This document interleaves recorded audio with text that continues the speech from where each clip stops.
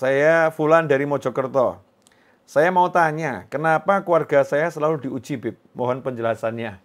Ya, ini nanya, kenapa kok keluarganya selalu diuji? Nah, sebelum saya jawab pertanyaan ini, maka bagi Anda yang ingin ikut andil untuk perjuangan kami di Majelis Ar-Raudhah, bisa transfer langsung ke nomor rekening yang tertera di layar monitor. Insya Allah akan menjadi sarana ya, yang manfaat untuk orang banyak dan mudah-mudahan barokah untuk kita semua. Amin. Assalamualaikum. Waalaikumsalam warahmatullahi wabarakatuh. Ini pertanyaan yang menarik ya. Kenapa keluarga saya selalu diuji, Bib? Selalu diuji. Ya, mungkin ini akan saya perbaiki dulu kalimatnya ya. Bukan selalu diuji, tapi mengalami beberapa kali ujian. Mungkin ujiannya terasa sering. Cuman saya pengen mengajarkan kepada penanya dan kepada siapapun, termasuk diri saya pribadi khususnya. Ya, jadi kita jangan mengatakan kenapa saya sering diuji, kenapa saya sering. Tapi coba kita melihat yang lain. Ya, Allah kok terlampau sering memberi saya nikmat. Kadang-kadang kita ini lupa kalau kita ini tidak pernah diputus nikmat sama Allah Ta'ala. Nah, nikmat pandangan, nikmat pendengaran, nikmat bisa bicara, nikmat Islam, nikmat iman, nikmat sehat. Itu nikmat yang luar biasa. Nah, sayangnya 1-2 ujian seringkali membuat kita lupa ya akan banyak nikmat dari Allah Subhanahu wa Ta'ala. Dan itulah yang menjadi salah satu penyebab kenapa ujian itu terus diberikan. Ya, ujian itu terus terkena kepada kita ya karena kita lupa kalau kita dalam nikmat. La in syakartum la azidannakum wa la in kafartum inna adzabi lasyadid. Kalau kalian syukur pasti aku tambah nikmatku pada kalian. Kalau kalian kufur, ingat siksaku amat pedih. Ikhwani rahimakumullah. Jadi itu yang pertama kali, mari kita belajar melihat betapa banyak nikmat Allah Subhanahu wa Ta'ala yang ada pada diri kita. Kemudian yang kedua, hidup di dunia ini memang begitu ya, mengalami ujian siapapun itu. Siapapun, bahkan yang ujian terberat itu para nabi, para rasul, dan pewaris-pewaris nabi dan rasul. Ujiannya semakin berat. Ya, yang namanya orang sekolah itu kalau semakin tinggi sekolahnya, ya ujiannya semakin berat. Nggak sama ujian anak TK dengan anak SMA. Anak TK mungkin ujiannya 1 tambah 1 sama dengan berapa. Kalau anak SMA sudah rumus Pitagoras ya dan lain sebagainya. Nah, semakin sulit dalam ujian matematiknya. Dalam kehidupan juga begitu, semakin tinggi derajat kita di sisi Allah Ta'ala, maka semakin besar ujiannya dari Allah Subhanahu wa Ta'ala. Tapi ujian yang besar itu buat orang-orang beriman jadi ringan. Karena orang beriman tidak pernah berjalan sendiri.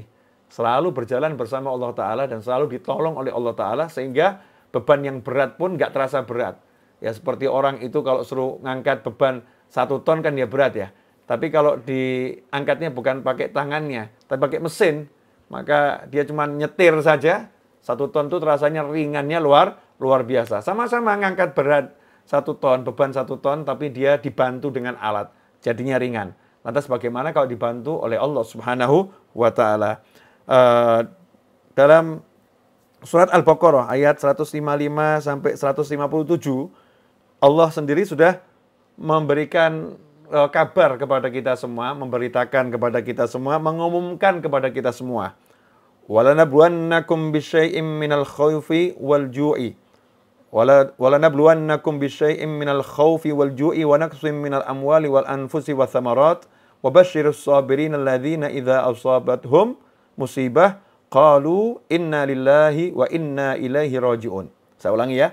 Walanabluwannakum bisyai'im minal khawfi wal ju'i wa naqsim minal amwali wal anfusi wa thamarat wa basyirus sabirin alladzina idza asabathum musibah qalu inna lillahi wa inna ilaihi raji'un ulaika alaihim salawatum min rabbihim wa rahmah wa ulaika humul muhtadun.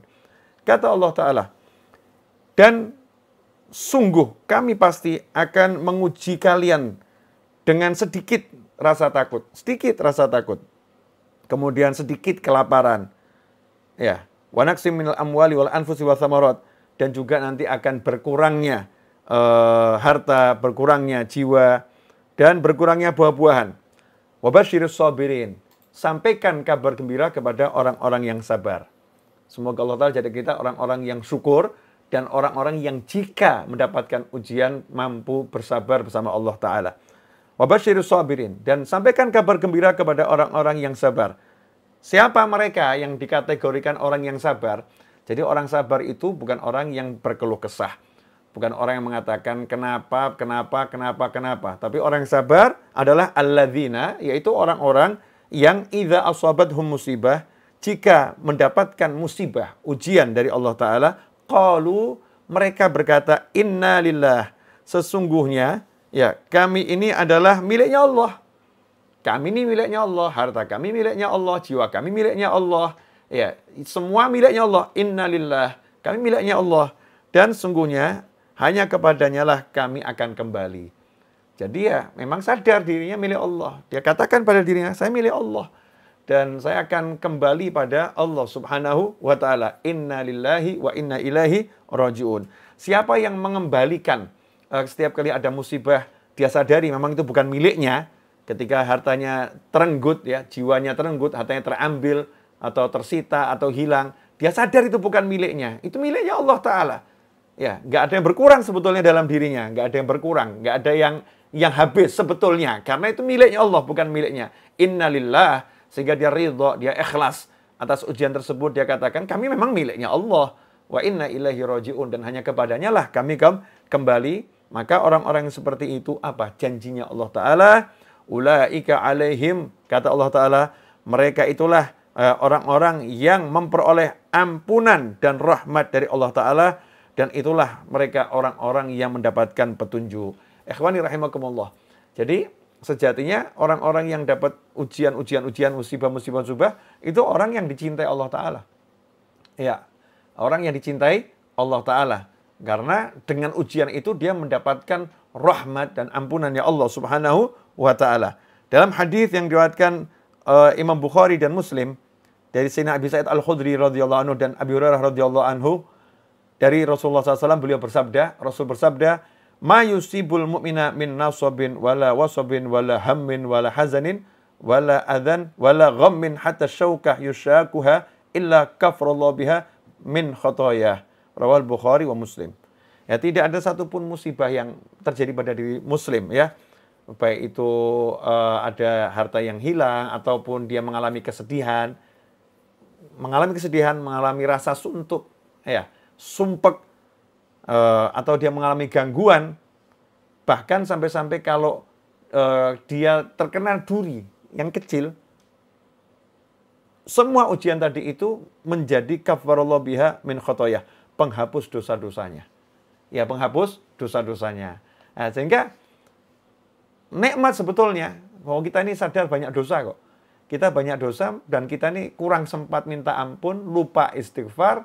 Kemudian Allah yang berkehendak agar dosa kita habis, agar kita kembali kepadanya dalam keadaan suci dari dosa, pangkat yang tinggi.